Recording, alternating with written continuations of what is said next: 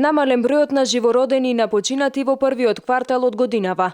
Најновите податоци на Државниот завод за статистика покажуваат дека природниот прираст во Македонија во првото тримесечие бил позитивен, но е евидентирано намалување на бројот на живородени деца во споредба со истиот период во 2015 година.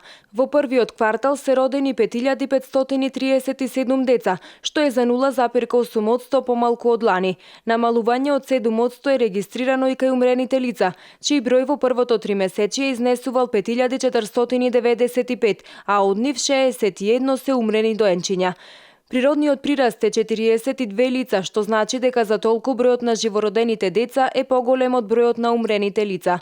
Податоците на Државниот завод за статистика исто така покажуваат дека иако и бројот на склучени бракови во државава е во значителен пораст во споредба со лани, загрижува огромниот број на разводи.